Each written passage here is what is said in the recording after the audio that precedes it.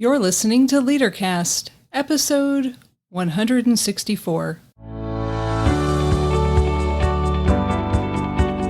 Welcome to LeaderCast, Transforming Missions podcast with Tim Bias and Sarah Thomas, providing you with insights and resources you need to lead a movement of Jesus followers. One of the things that we should always remember is to recognize gifts in someone else. I think when we're surrounded by people, just help them to see the gifts in them, because people need that pulling out of a gift that they're not sure that they even have. They may not even know that they have it. I think that was the case for me on a lot of different things as I think about my life. But look who's around you and look at their gifts and let them know what their gifts are and help them to cultivate those gifts. Today we're having a conversation with Amy Graham about relational leadership and how relationships, whether they're in their infancy, simple transactional relationships of welcoming people, or relationships with people that you are a part of a team or an organization with, play a vital role in not only nurturing and guiding the giftedness of others and developing leaders, but how our very presence, our awareness, and our emotional intelligence can influence others, and that makes us a leader. So with Amy, we talk about how her talents and gifts come to life in leadership. We even have a conversation about the resistance to claiming the title of leader and the power of relationships to influence others simply by being present.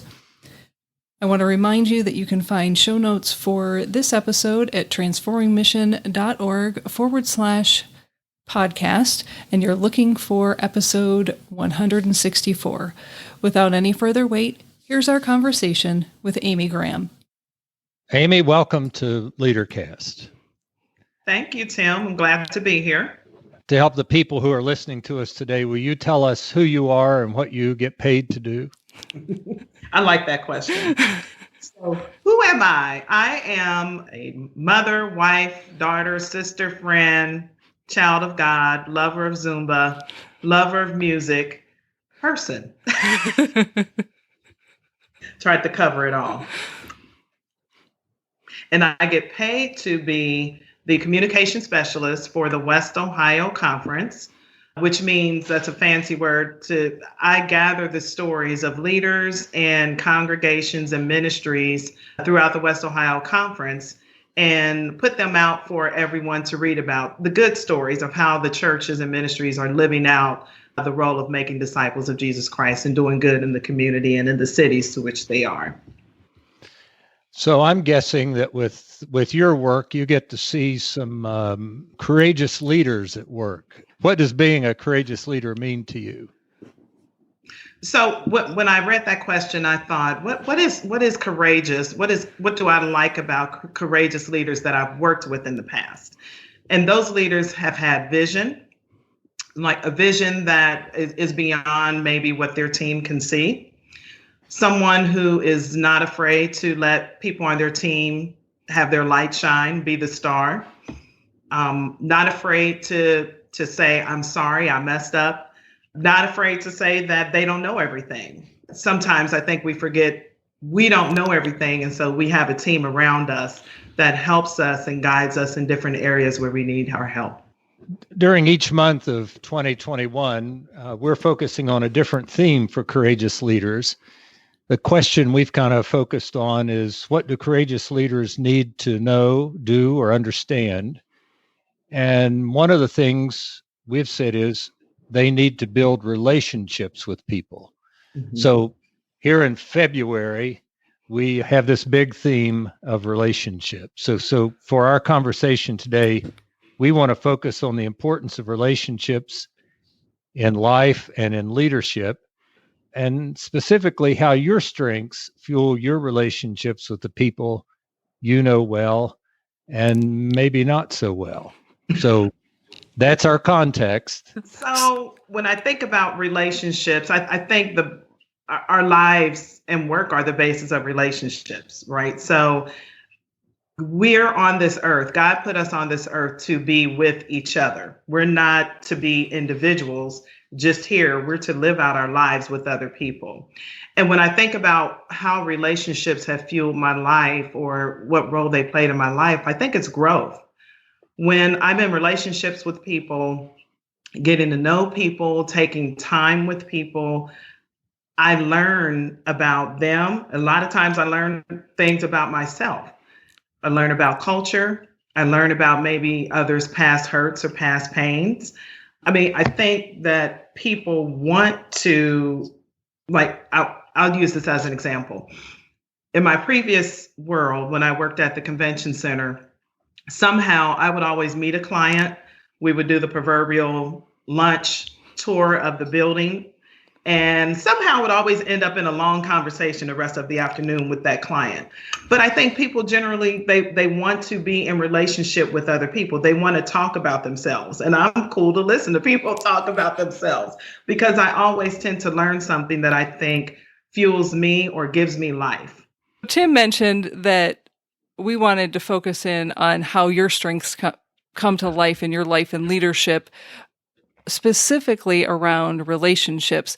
So before we jump into that, let me, if I may, name your top 5, and then I've got a question for you in that. So from the Clifton Strengths tool, your top 5, as you shared with me, are positivity, adaptability, learner, arranger, and restorative.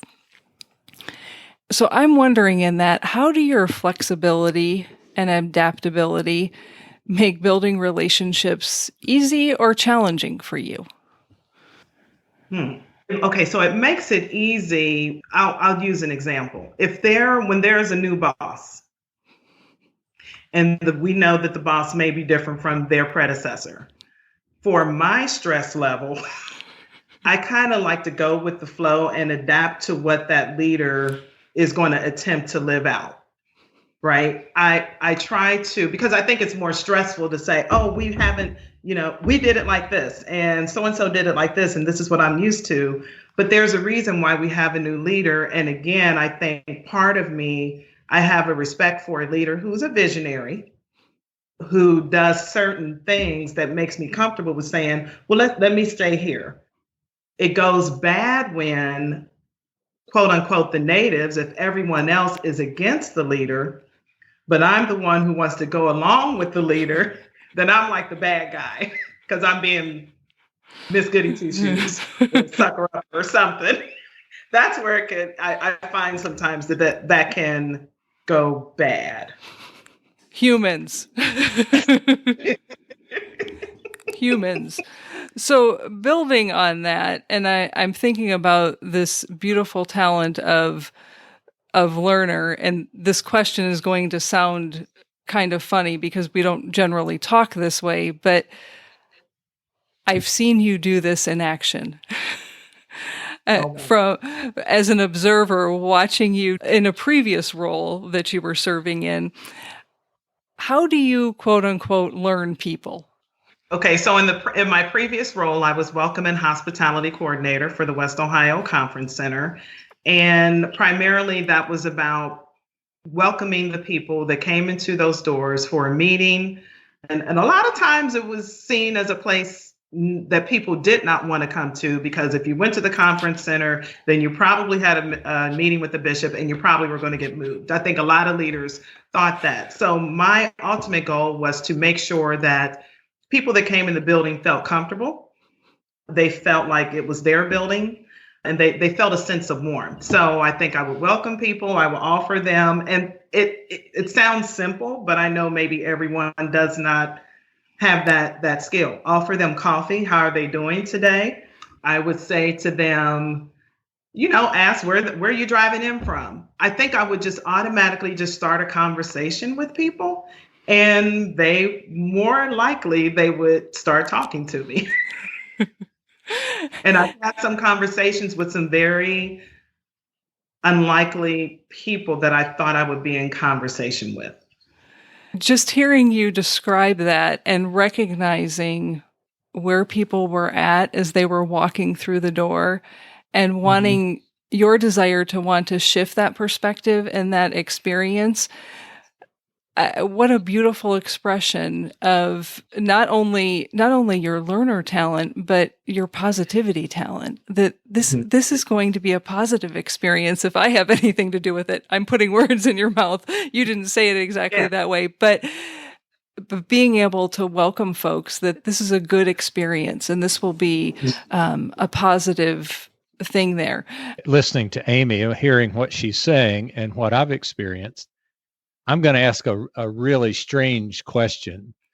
Do you have relationships that aren't good? That's a good question. I would say I have challenging relationships. I think of that with some coworkers, that sometimes some coworkers, they're just like, I'm like, I don't understand why it's so hard to get what I need from you, because we're both working toward the same goal. But again, one of my strengths is I end up saying, how can I make it easy for you to give me what I need so that I can just go ahead and fulfill whatever the mission is that I need to fulfill. And I do have personal challenging relationships as well. You answered the question the way I thought you would, because people they don't get in your way.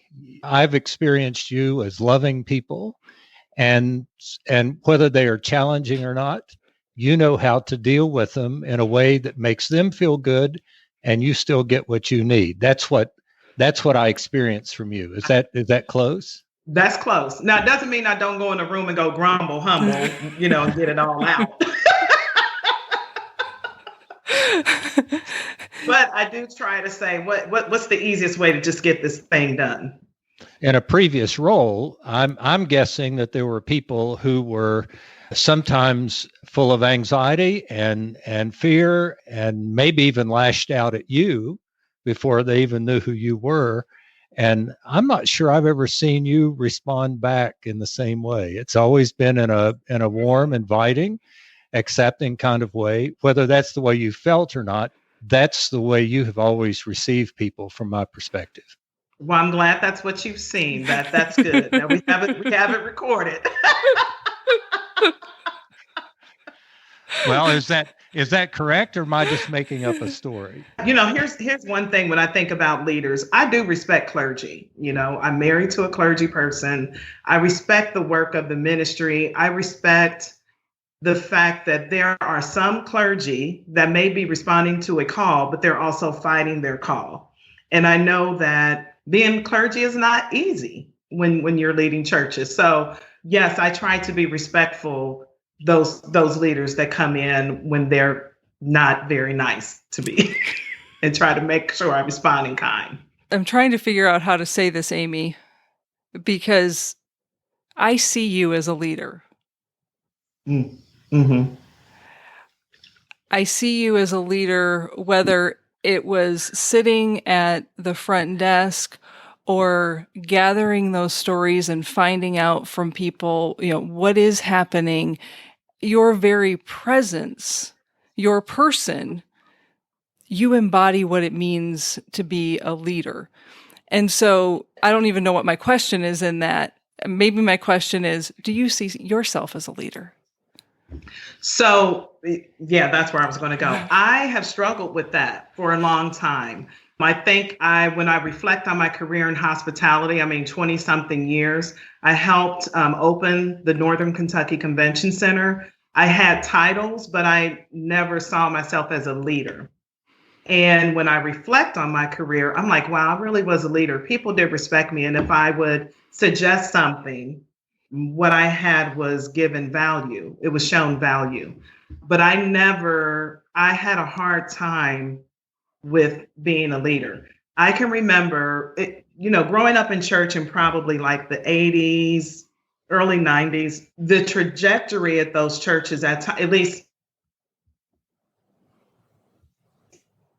I found that it was leader development happening. They didn't call it that, but they developed leaders in the church. You were paired with, I may be dating myself, someone on administrative council You went to administrative council meetings, and then eventually you moved into that role.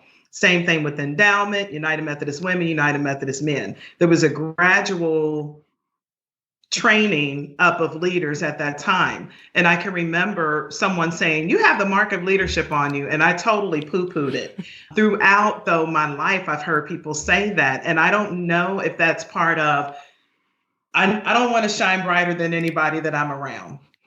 I just want to be over here and like do the work. And I would say until the past probably couple of years, I'm getting a little bit more comfortable with the leader aspect of who I am.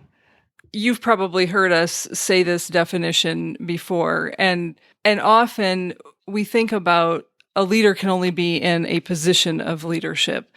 The definition that we've been working with comes from Brené Brown, and she says anyone who takes responsibility for recognizing the potential in people and or processes and has the courage to develop that potential.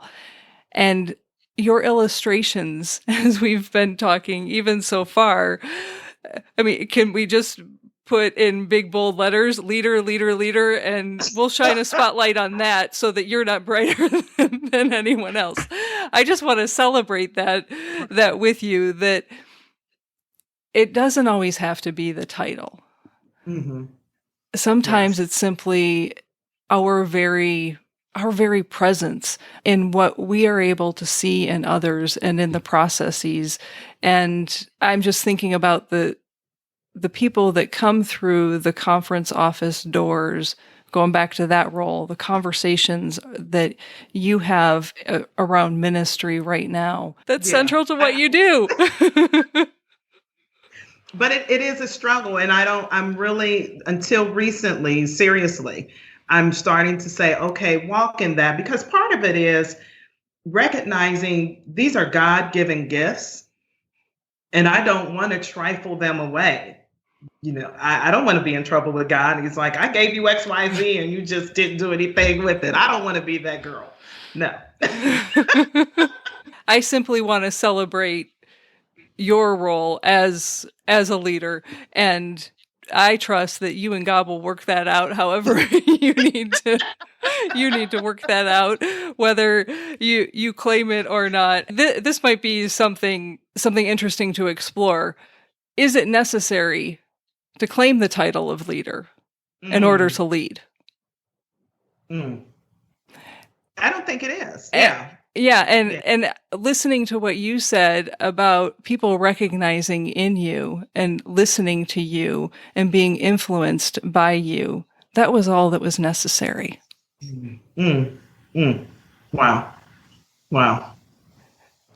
That was all that it took to make Amy the God-gifted leader that she is in that moment. Wow. That's cool. That is cool. Yeah.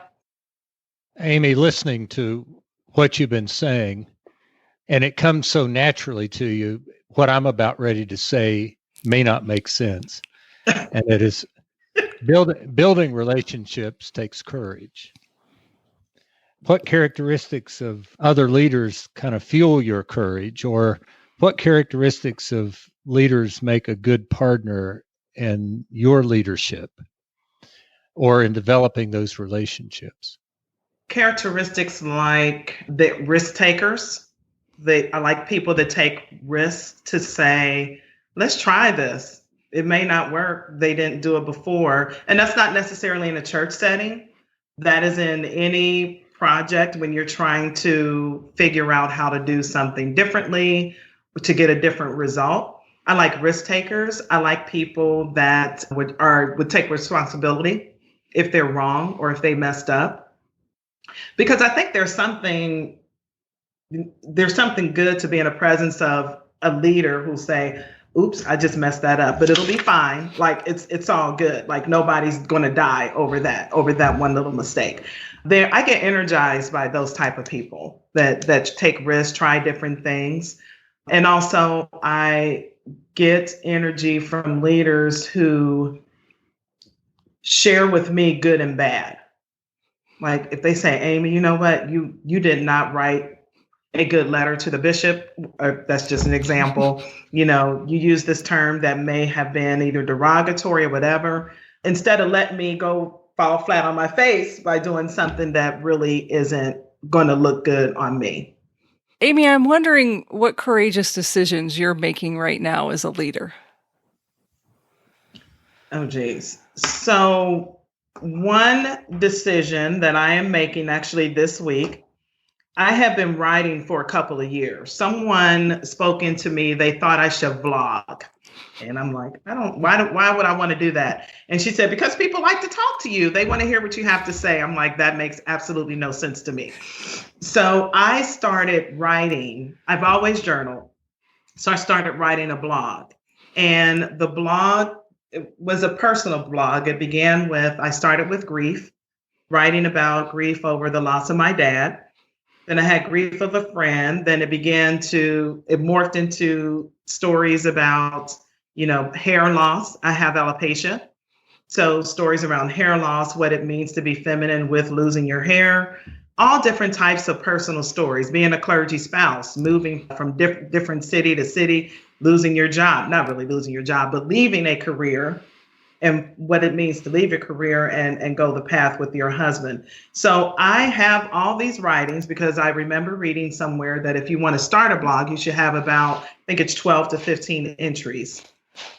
So I am handing those writings over to a published author and an English major to take a look at, and I'm terrified.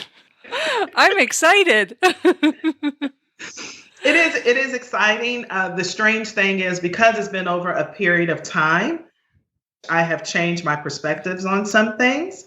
And also because I have been writing for the conference, my writing skill has gotten better. And so I can look at some things and say, oh, that's like horrible. So some of them I'm going back to, kind of edit, but some of them I think I just need to go ahead and just put it out there and be done with it. One more courageous thing that I said I was doing, but I already shared it. Just embracing some of my God-given talents that I have shied away from and trying to live those out. I turned 50 and I'm like, oh my God, it almost feels like it's exciting. But then it brings on this thought of what do I want to do that I have not done yet? And why haven't I done it? And so now I'm like, okay, what are those gifts? How do I live it out? And let's go ahead and do this. So, Amy, what do you celebrate God doing in your life and your leadership? And we'll just say over the last 3 months or so.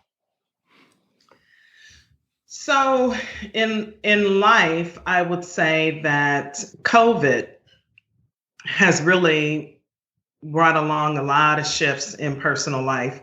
Early in COVID, Cornell's mom, my husband's mother, passed away and he had to travel. So that was in April, I think.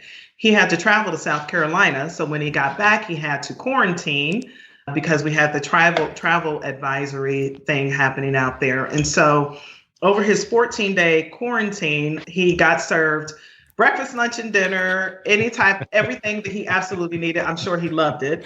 But also, we started a routine because I was working at home. We started a routine of having morning coffee first thing in the morning before I went to work. And we talked about whatever we wanted to talk about. And of course, at that time, he talked a lot about his grief, but it was a space to talk about anything but church and a honey-do list. So if we continue that now, and we actually covet that time because the demand on lives, we're still, even though it's COVID, we still sometimes are not able to have that kind of time together. So I do celebrate that. In leadership, the big thing in moving forward with the writing, I do celebrate that. I really love what I'm doing right now for the conference center, to hear the stories of ministry, because we hear so much bad about the church. And it's what's exciting about right now, what God is doing, is me being able to see the small churches do really good ministry. It's almost like, take that mega church, they're doing some really creative, good stuff and reaching a lot of people with under 100 members. The church, the ministries are out there. So that is what I celebrate in life and leadership. So as you continue to work on your writing and whatever you end up doing with that, if you do end up going the route of a blog, you're going to share that blog with us, right? So that we can connect it to this podcast. Absolutely. Okay. Absolutely. See, that's a push. That's a push. But you said you liked people taking risks. Just think the risk There we're you taking. go. That's right. Just hearing you name the examples of, grief and the journey that you were on and how that shifted, and your own personal journey as a woman and as a spouse, and people need to hear those things. And we all relate to that in different ways. But one of the things that I have recognized again and again as we have these conversations with folks is stories are powerful. They are. Stories are really powerful. And someone may not be having that same exact experience that you're having, but there's something in that story that they connect with that fuels their life and helps them to see whether it's God in their midst or what their next step is, or that they need to have a conversation. Stories are just powerful. So I simply want to encourage you on that. And when you get that blog ready to go, you let us know and we'll put it on these show notes, and folks can come back and find those resources there. Awesome. Are you ready for the rapid fire questions? I don't know. I got a little nervous about that. I'm like, can I get just like some kind of tidbit? But I'm all in. I promise these are easy and they are fun. And each person that we have a conversation with, simply because we haven't shared them with you, there's a level of anxiety there. And we'll just call it our little courage experiment, and hopefully a fun way. What is your favorite snack food? Ooh, Cheez-Its. Cheez-Its. Just the regular straight up Cheez-Its or one of the newfangled fancy Cheez-Its? Okay, so it's kind of like a toss-up. So I like Cheez-Its and I like popcorn. Popcorn on top of the stove is kind of like a go-to because I can limit how much I can eat. Cheez-Its, if I get the regular Cheez-Its, I will eat the whole box in a setting. Easily. So I try not to buy them. If they come in the house, they're gone. Amy, what do people misunderstand about you? I don't know. I think people used to misunderstand that I was standoffish, but I think I've changed. I understood where that would come from, but I don't think that's a perception anymore. I don't know, Tim. You got a hint? No. This is your question, not mine. People may think I know more than I know, but I really don't. And I think I am able to act as though I know some things. What is the last thing that you read? Oh, so I have started Barack Obama's book. Prior to the Barack Obama's book, I read, I think it's Grit, and I don't know who it's by. I can't think of the author's name right now. What brings you joy these days? Oh, what brings me joy? Well, so some people may not like this, but what brings me joy is just sitting on the couch looking at Hallmark movies. It just does. I know how it's going to end. It makes me happy. Nobody's hurting. And they don't kiss till the last scene. Do they? Oh my God, drives me crazy.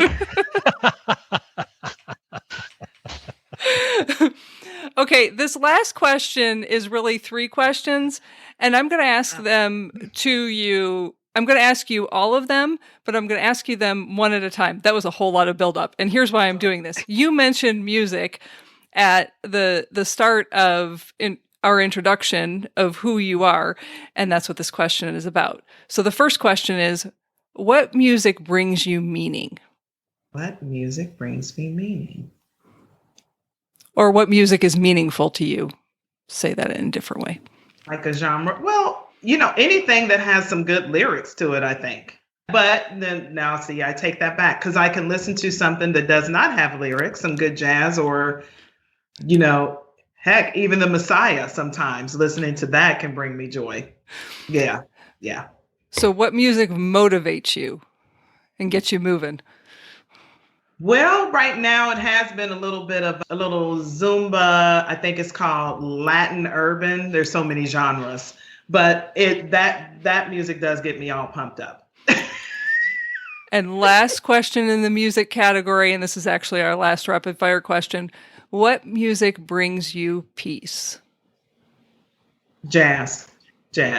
I grew up listening to, and he's dead now. His name is George Shearing, and he plays piano. And my parents just played him all the time growing up. And I just love. There's a specific CD that I love. I think it's like his greatest hits or something. And it's one of those that can just chill me down. Yeah. Awesome.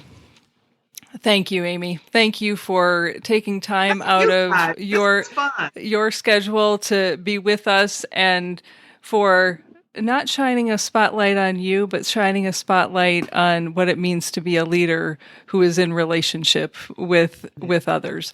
I am grateful for you and give God thanks for you and the way that He has gifted you.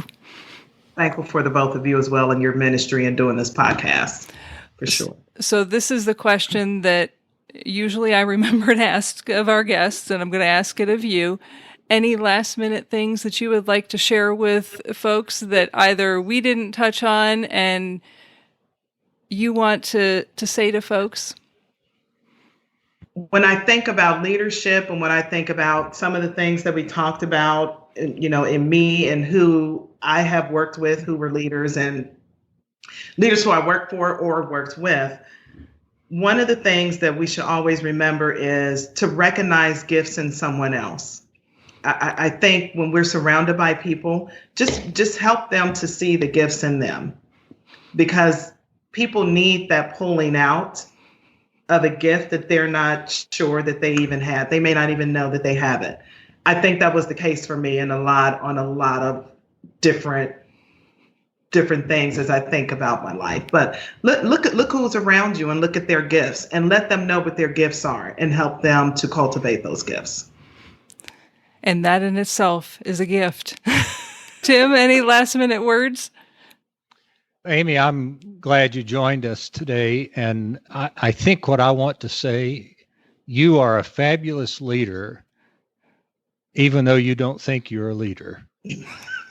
You are leading all the time. And part of it gets lost with your personality. And I'm not saying that's a bad thing. I'm just saying you are so inviting and you're so hospitable that people don't even know they're being led.